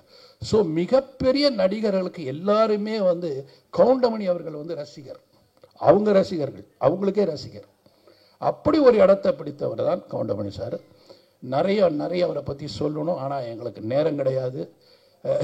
பாக்யராஜ் சார் சொல்கிறாரு, இந்த மாதிரி நம்ம நிறைய சொல்லணும்னு நினச்சோம், ஆனால் நமக்கு வந்து 2 நிமிஷம் 3 நிமிஷம் தான் கொடுத்துருக்காங்க. அதுக்கேற்ற மாதிரி மேக்ஸிமம் எவ்வளோ சீக்கிரம் நான் முடிக்கிறேனோ முடிச்சாதான் அவர் பேச முடியும். இன்னும் நிறைய சொல்லலாம். இந்த படத்தோட இசை ரொம்ப நல்லா இருந்தது, ரொம்ப ரசித்தேன் சார் உங்கள் மியூசிக்கை. அண்ட் ஃபோட்டோகிராஃபி ரொம்ப நல்லா இருந்தது. எல்லாமே இதில் உழைச்ச கலைஞர்கள் அத்தனை பேரும் பிரமாதமாக ஒர்க் பண்ணியிருக்காங்க. இதில் பியூட்டி என்னன்னா, நல்ல ஃப்ரேம் பண்ணி எல்லா பில்லர்ஸ், நல்ல பில்லர்ஸ் போட்டிருக்காங்க கவுண்டமணி சாரை சுற்றி, நல்ல பில்லர்ஸ், எல்லாமே ஸ்ட்ராங் பில்லர்ஸ் போட்டதால் இந்த படம் கண்டிப்பாக வந்து ஒரு வெற்றி அடைகின்றது. ஒரு சாதாரண ஒரு இவனாக ஒரு ஆடியன்ஸாக நான் சொல்கிறேன், டைரக்டாக கூட சொல்கிறேன், ஆடியன்ஸாக சொல்கிறேன். எனக்கே அந்த சாங்ஸ் பார்க்கும்போதும் அந்த இது ட்ரெய்லர் பார்க்கும்போது ரொம்ப இன்ட்ரெஸ்டிங்காக இருந்தது. அதனால் அவருடைய பஞ்சஸ் இருக்கும். ஏன்னா ஒரு ஆக்டர் நடித்தாலே அவங்கள ஒரு வழி பண்ணிவிடுவார் அவர். அப்போ கிட்டத்தட்ட 36 ஆர்டிஸ்ட் அவர் என்ன பண்ணியிருப்பாருன்னு யோசிக்கிறேன் நான். விட்டுருக்க மாட்டார். எல்லோரும் ஒரு விற்பனை. அதே மாதிரி மன்னனில் வந்து அந்த உண்ணாவிரத சீன்லாம் எடுக்க முடியல. இப்போ கூட பார்த்தீங்கன்னா ரஜினி சார் வந்து அப்படி திரும்பி தான் சிரிச்சிட்டு இருப்பார். ஓகேயில் கூட 9 டேக்கு. இதை விட பெரிய வேடிக்கை என்னென்னா, ஆர்டிஸ்ட் சிரிச்சா பரவாயில்ல, கேமராமேன் சிரிப்பார். அவர் கை ஆடும். அப்போல்லாம் மானிட்டர் கிடையாது. இந்த கை வேறு ஆடி என்னையா இவங்க sir I can't control sir, I can't control அப்படின்னு அசோக்குமார். அவருக்கே தமிழ் தெரியாது. இத்தனைக்கு ஒரு பாடி லாங்குவேஜை போய் சிரிக்க ஆரம்பிச்சிடுவார். ஏன்னா what you understand? No, he is very funny, he is doing all fun fun fun fun இப்படின்னு பேசுவார் அவர். ஸோ எல்லாரையுமே மொழி தெரியாதவனையும் சிரிக்க வைக்கிற ஒரு நடிகர் யாருன்னு அது வந்து கவுண்டமணி அவர்கள். ஸோ அப்படிப்பட்ட ஒரு அருமையான நடிகர் நமக்கு கிடைச்சதெல்லாம் ரொம்ப பாக்கியம். இந்த படம் மிகப்பெரிய வெற்றி அடையணும். இது வெற்றி அடைஞ்சாதால் இது போல் படங்கள் இன்னும் நிறைய வரும். ஏன்னா இது வந்து எல்லாமே இருக்குது, அதாவது அத்தனை ஐட்டமும் இருக்குதுல. படம் வந்து அழகாகவும் இருக்குது, பியூட்டிஃபுல்லாக இருக்குது. ரொம்ப ரொம்ப எக்ஸ்ட்ராடினரியாக சில விஷயங்கள், அதாவது கண்ணுக்கு வந்து கலர்ஃபுல்லாக இருக்குன்றதுல அதுவும் இருக்குது. அதனால் ஏன்னா ராஜன் சார் சொன்ன மாதிரி கட் பண்ணி போட்டிருக்காங்கன்னாங்களே, அது மாதிரி நிறைய கட்டு இருக்குதுல. ஸோ எல்லா விதமும் அமைஞ்சதால் இது கமர்ஷியலாக ஹிட் ஆகும்னு நினைக்கிறேன். இந்த டீமுக்கு என்னுடைய வாழ்த்துக்கள். நன்றி, வணக்கம்.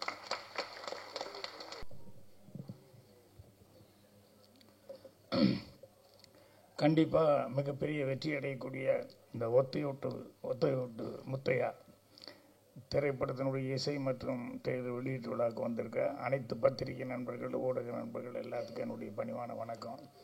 மற்றும் முன்னால் உட்காந்துருக்க பெரியவங்க, கீழே இங்கே மேலே உட்காந்துருக்க பெரியவங்க எல்லாத்துக்கும், அதே மாதிரி இந்த ஃபங்க்ஷனுக்காக நிக்கில் ரொம்ப சிரத்தி எடுத்துக்கிற நிறைய பேர் எல்லாத்துக்குமே என்னுடைய பணிவான வணக்கத்தை தெரிவிச்சுக்கிறேன். இதில் முதல்ல மியூசிக் அப்படிங்கும்போது சித்தார்த் அவர்கள் பாட்டு ரொம்ப நல்லா பண்ணியிருக்காரு.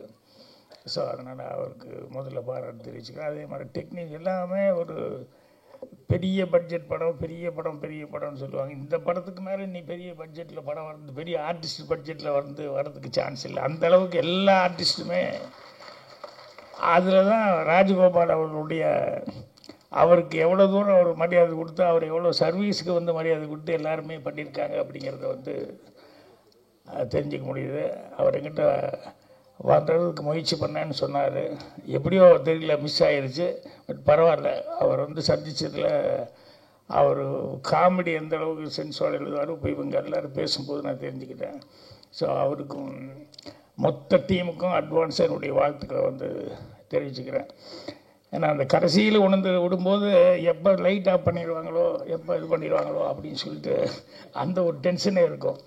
இருந்தாலும் ராஜன் சார் என்னை பற்றி பேசும்போது நல்லா அவர் சொன்னார், கவனிச்சது போகிற அவர் இந்த பாவாடியை. ஆனால் கடைசியில் சொல்லும்போது பாக்யராஜ் சார்னு சொல்லி என்னை எடுத்துக்கிட்டாரு பாருங்க. இது பல தடவை நான் கவனிச்சிருக்கேன். எல்லாரும் அந்த மேட்டருக்கு போவார், போயிட்டு கடைசியில் பாக்யராஜ்னு என்ன கொண்டுட்டு. ஸோ இந்த படத்தில் மணி அவர்களை பற்றி சொல்கிறதுக்கு மணியான ஒரே ஒரு விஷயம், நிறைய விஷயம் சொல்லலாம். இந்த யுகத்தில் சொல்லுவாங்க இல்லையா, இப்போ கலியுகத்தில் இருந்துட்டு இருக்கோம், இதுக்கு முன்னால் 3 யுகம் அப்படின்னு சொல்லுவாங்க. இந்த கிரேதா யுகம், இந்த யுகம், ஒரு 3 யுகம் இருக்குதுன்னு சொல்லுவாங்க. என்னை பொறுத்த வரைக்கும் இந்த கலியுகத்துக்கு நடுவுலையே வந்து கவுண்டமணி யுகம் அப்படின்னு சொல்லி ஒரு சினிமாவில், அந்த யுகத்தை யாருனாலையும் மறக்க முடியாது, தவிர்க்க முடியாது. அந்த அளவுக்கு மணி அவர்கள் ஒரு சினிமாவில் வந்து இவ்வளோ இது சாதித்தார். எனக்கு எல்லாமே அந்த 92 சீல் நான் உட்காந்துருக்கும்போது மணி மெல்ல வருவார், வந்துன்னு என்ன ஒரு லுக் கொடுப்பாரு, என்ன ராஜன் அப்படின்னு, வாங்க மணி அப்படின்னு உட்காந்து அப்படியே பார்ப்பார். அங்கே வந்து இந்த ஜோசியம் பலன் உங்கள் எதிர்காலம் அப்படின்னு சொல்லிட்டு புக்கு இருக்குது. உடனே மணி எடுத்துட்டு, ராஜன் எனக்கு கொஞ்சம் பாருங்களேன் அப்படின்னு. இது நான் வாங்கின புக்கு இல்லைங்க, கோபாலகிருஷ்ணன் ரூம்மேட் அவன் வாங்கின புக்கு. இருந்தாலும் உங்களுக்கு படி தெரியுமில்ல, பாருங்களேன், என் கையை பார்த்துக்கிட்டு இதை பார்த்துக்கிட்டு என்ன இருக்குது சொல்லுங்களேன் அப்படின்னு சொல்லுவோம். எனக்காக காமெடியாக இருக்கும். ஏன்னா நமக்கும் ஒன்றும் அதை பற்றி ஒரு பெரிய இன்ட்ரெஸ்ட் இல்லை. ஆனால் அவர் புஸ்தகம் இருக்குன்னு சொன்னோடனே காமிப்பார். அப்புறம் பார்த்துட்டு படிச்சுக்கிட்டு இல்லை கண்டிப்பாக வந்துடுவீங்க மணி, என்னதான் வந்துடுவீங்க அப்படின்னு சொல்லிட்டு. ஏன்னா ஒரு மனுஷனுக்கு ஹோப் கொடுக்குறது ரொம்ப முக்கியம் இல்லையா, அதை வந்து சொல்லிட்டு இருப்பேன். அதே மாதிரி எங்கள் டைரக்டர்கிட்ட மிகப்பெரிய போராட்டம் பண்ணி அந்த ரயிலில் மணி தான் நடிக்கணும் அப்படிங்கிறதுக்கு எத்தனை நாளாக வந்து அது ஒரு பெரிய ஸ்ட்ரகிளிங் ஆகி அப்புறம் நைட்டில் வந்து அவரும் டெய்லி கேட்டுக்கிட்டு இருப்பார். பாலகுருணன் நானும் எல்லாமே பயங்கர போராட்டம்.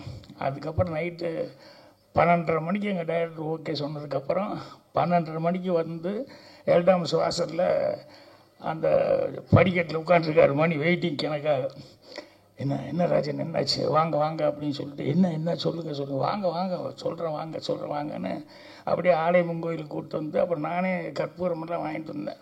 இதை முதல்ல கொளுத்தி சாமி கும்பிடுங்க மணி அப்படின்னு சொல்லிட்டு ஓகே ஆயிடுச்சு அப்படின்னு. ஆனால் அந்நேரத்து கோயிலெலாம் பூட்டி தான் இருக்குது, இருந்தாலும் அது கற்பூரத்தை கொளுத்தி இது பெரிய லைஃபுக்கு ஒரு பெரிய இதாக இருக்கும் அப்படிங்கிற மாதிரி சொல்லி கும்பிடுங்க அப்படின்னு சொல்லிச்சேன். இதெல்லாம் இன்னும் அப்படியே மைண்ட் நின்றுருக்கு. அதே மாதிரி சுதாவுக்கு ஒரு டைலாக் எழுதினேன். ஏன்னா ஃபஸ்ட்டு ஹீரோவை நடிக்கிறான் ரயிலில். ஸோ முதல்ல அவன் பேசுகிற வார்த்தை வந்து ஒரு நல்ல வார்த்தையை ஒழுகணுமே அப்படின்னு சொல்லிட்டு அந்த ரயிலில் டைலாக் எழுதும்போது அப்படியே ரொம்ப யோசிச்சு, அது வந்து பழனியில் தான் ராத்திரியில் 12:30 மணிக்கு உட்காந்துட்டு அவன் ஹேர் கட் பண்ணிவிட்டு பாட்டு கட்டுற ஆள் ஹேர் கட் பண்ணிகிட்டே வந்து அவன் பாடணும் அப்படிங்கும்போது ரொம்ப யோசிச்சு நல்ல வார்த்தையாக இருக்கணும்னு சொல்லிட்டு, எல்லாருக்கும் நேரம் வரும் தெரிஞ்சுக்கோ, அது நல்லவருக்கே நிலைச்சிருக்கோ புரிஞ்சுக்கோ, கல்லாருக்கும் செல்வம் வரும் தெரிஞ்சுக்கோ, அதை காப்பாற்றத்தான் புத்தி இருக்கணும் புரிஞ்சுக்கோ அப்படின்னு சொல்லி சுதா இருக்கிறதுனே அது அப்படியே கவுண்டமணிக்கு தான் கரெக்டாக போடணும். நல்லவராகவும் இருந்திருக்காரு, வல்லவராகவும் இருந்திருக்காரு. அதே மாதிரி கிடைச்ச ஒரு சந்தர்ப்பத்தை எப்படி காப்பாற்றிக்கணும் அப்படிங்கிறதுக்கு பாருங்க, அதில் பயங்கர கண்ணு கருத்துமாக இருப்பார். நான் இப்போ கூட சொக்கத்தங்க டைமில் கூட ஷூட்டிங்கில் பார்த்தா இந்த செந்தில் இருக்கானே, செந்தில் வந்து அவனுக்கு நம்பியாரன் கூட நடிக்க ஒரு சான்ஸ் கிடைச்சோடனே டெய்லி ஒரு தடவை அழுதுருவான். ஷூட்டிங்கில் ஷாட்டுக்கு வாடான்னு சொல்லி கூப்பிட்டா உடனே அழுதுருவான். நான் நம்பியாரன் கூட எல்லாம் நடிப்பேன் அப்படின்னு சொல்லிட்டு.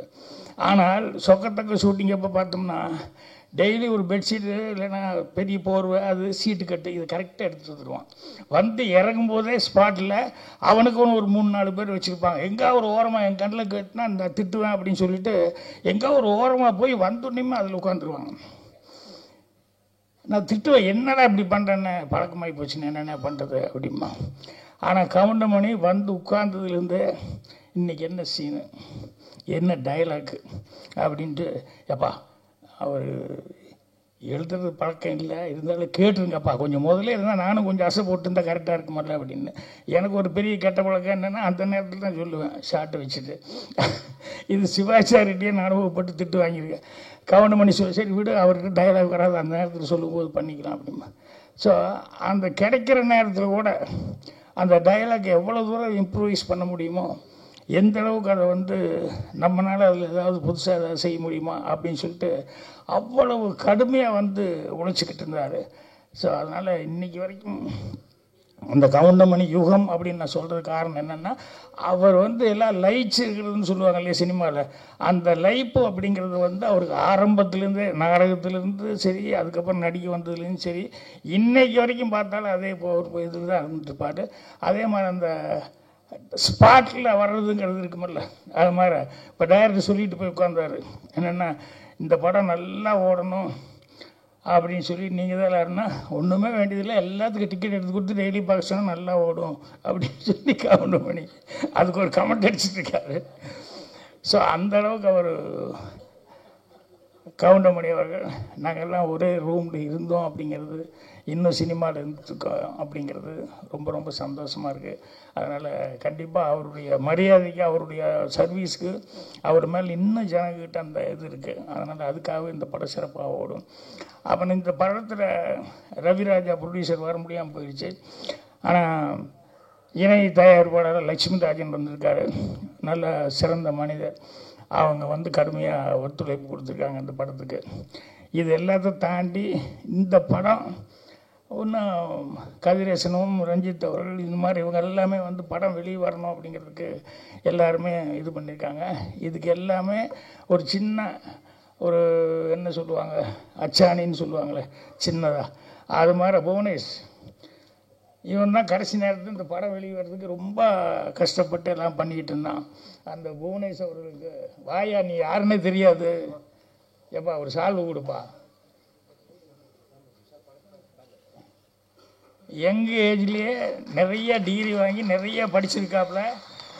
ஆனால் எந்த இது எடுத்துக்கிட்டாலும் அது பிரதிபலன் பார்க்காம அதில் கடுமையாக உழைக்கக்கூடிய ஒரு ஆள். ஸோ இந்த படத்தை இப்போ எனக்கு தெரிஞ்சு இந்த ஒரு 3-4 மாதமாக ஃபுல்லாக இதை பற்றியே கான்சன்ட்ரேஷனாக இருந்து ரொம்ப இந்த படத்தை வெளியே வர்றதில் வந்து ரொம்ப முயற்சி எடுத்துக்கிட்டாப்புல.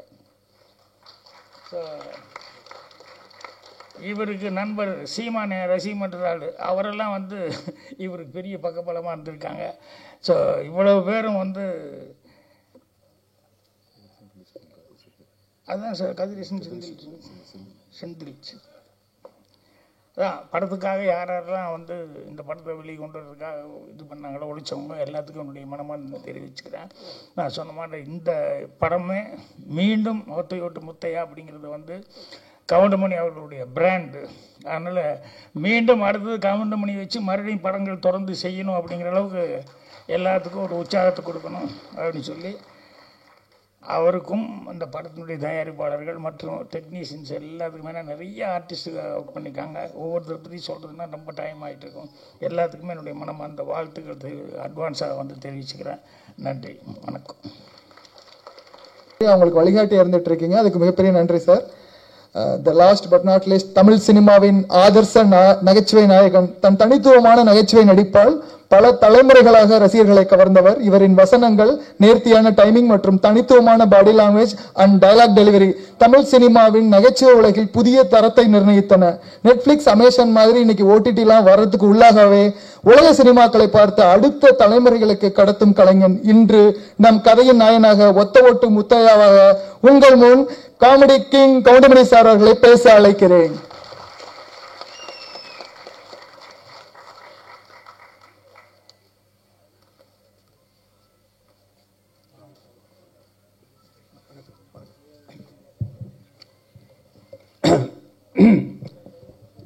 என்ன பேசுறதுன்னு தான் தெரியல. எல்லாரும் பேசிட்டாங்க, இனி நான் என்னத்தை பேசுறது? எல்லாம் ஒத்த ஓட்டு முத்தையா படத்தை பற்றி தான் பேசியிருக்காங்க. நான் அவ்வளோ நேரம் பேச வேண்டியது டைமும் ஆகிடுச்சு. ஓரளவு நிம்மதியாக இந்த படத்தினுடைய தயாரிப்பாளர் ரவிராஜா அவர்கள் சிறந்த முறையிலே தயாரித்திருக்கிறார். ஒத்த ஓட்டு முத்தையா குடும்பத்தோடு பார்க்க வேண்டிய படம், பாருங்கள். அதற்கு இணை தயாரிப்பாளராக கோவை ராஜன் அவர்கள் உழைத்திருக்கிறார், அவருக்கும் ஒரு நன்றி. அடுத்தபடியாக 5 star distributor and producer Senthil அவர்களுக்கும் என்னுடைய மனமார்ந்த நன்றியை தெரிவித்துக் கொள்கிறேன். அடுத்தபடியாக டைரக்டர் பி. வாஸ் அவர்கள் உடைய படத்திலே சொன்னார், 24 படத்தில் நான் நடிச்சிருக்கேன்னா அத்தனை படமும் வெற்றி. அவருக்கும் என்னுடைய நன்றியை தெரிவித்துக் கொள்கிறேன். பாக்யராஜ் அவர்கள் என்னுடைய ரூம்மெண்ட், அவரை பற்றி நான் சொல்ல வேண்டியதில்லை, மிகப்பெரிய டைரக்டர், அவருக்கும் என்னுடைய நன்றியை தெரிவித்துக் கொள்கிறேன். தயாரிப்பாளர் கே. ராஜன், அவரை பற்றி சொல்ல வேண்டியதில்லை, அவரும் என்னுடைய நண்பர் தான், அவருக்கும் என்னுடைய நன்றியை தெரிவித்துக் கொள்கிறேன். அடுத்தபடியாக மியூசிக் டைரக்டர் சித்தார்த் விபின் அவர்கள், நல்ல இசையமைப்பாளர், நீங்களே சாங்கை பார்த்தீர்கள், அவருக்கும் என்னுடைய நன்றியை தெரிவித்துக் கொள்கிறேன். அடுத்தபடியாக டைரக்டர் சாய் ராஜகோபால் அவர்கள், சிறந்த காமெடி ரைட்டர், அவர் காமெடியாக இந்த படத்தை டைரக்ட் பண்ணியிருக்கிறார். ஆரம்பம் முதல் இறுதி வரை சிரித்து கொண்டே இருக்கலாம், தவறாமல் படம் பாருங்கள். பிறகு வேறு யார் இருக்காங்களா? மற்ற என்னோடு நடித்த நடிகைகள் அத்தனை பேருக்கும் என்னுடைய மனமார்ந்த நன்றியை தெரிவித்துக் கொள்கிறேன். அதோடு மட்டுமில்லாமல் இந்த விழாவிற்கு வந்திருக்கும் பிரஸ் ரிப்போர்ட்டர்ஸ், ஃபோட்டோகிராஃபர்ஸ், டிவி மீடியாக்கள் அத்தனை பேருக்கும் என்னுடைய மனமார்ந்த நன்றியை தெரிவித்துக் கொள்கிறேன். இந்த விழாவுக்கு வந்திருக்கும் ரசிகர்கள், வராத ரசிகர்கள், வீட்டிலே இருக்கும் ரசிகர்கள், வெளியூரிலே இருக்கும் ரசிகர்கள், வெளிநாட்டிலே இருக்கும் ரசிகர்கள், ஹாலிவுட்டிலே இருக்கும் ரசிகர்கள் அத்தனை பேருக்கும் என்னுடைய மனமார்ந்த நன்றியை நான் தெரிவித்துக் கொள்கிறேன். இந்த விழாவை சிறப்பாக நடத்தி கொடுத்த PRO நிக்கில் முருகன் அவர்களுக்கும் என்னுடைய நன்றியை தெரிவித்துக் கொள்கிறேன். இந்த ஒத்த ஓட்டு முத்தையா படத்தை பாருங்கள். இந்த ஒத்த ஓட்டு முத்தையாவை நன்றாக பாருங்கள். இந்த ஒத்த ஓட்டு முத்தாவை திரும்ப பாருங்கள். நான் திரும்பவும் சொல்லுகிறேன், ஒத்த ஓட்டு முத்தையாவை பாருங்கள். திரும்ப திரும்ப சொல்லுகிறேன், ஒத்த ஓட்டு முத்தையாவை பார்க்கிறேன். திரும்பி பார்த்துவிட்டும் சொல்லுகிறேன், ஒத்த ஓட்டு முத்தையாவை பாருங்கள். மறந்து விடாதீர்கள். உங்கள் இந்த ஒத்த ஓட்டு முத்தையாவை வெற்றி ஓட்டு முத்தையாவை மாற்ற வேண்டியது உங்களுடைய கடமை, உங்களுடைய பொறுப்பும். இத்துடன் என்னுடைய பேச்சை முடித்துக் கொள்கிறேன். நன்றி, வணக்கம், வெல்கம், தேங்க்யூ. வேற என்ன பேசணும்? ஏதாவது முடிஞ்சதா?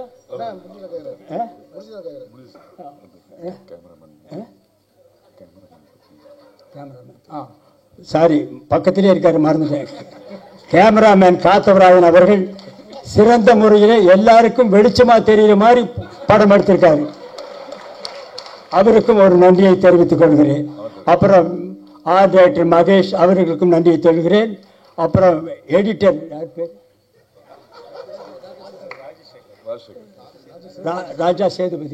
ராஜா சேதுபதி அவர்கள் நல்லா எடிட் பண்ணியிருக்கிறார். அவருக்கும் நன்றியை தெரிவித்துக் கொள்கிறேன். இன்னும் யாராவது இண்டு இடுக்கு சந்து பொந்து எங்காவது ரசிகர்கள் இருந்தால் அவர்களுக்கும் நன்றியை தெரிவித்துக் கொள்கிறேன்.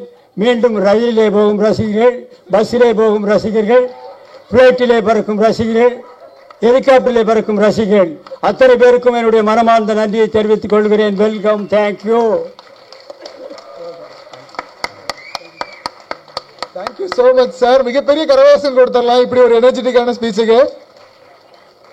தேங்க்யூ லெஜெண்டரி கவுண்டமணியன் சார். நன்றி வழங்குவதற்காக குட்டி ஸ்டோரி பிக்சர்ஸ் புவனேஷ் சின்னசாமி அவர்களை அழைக்கிறேன்.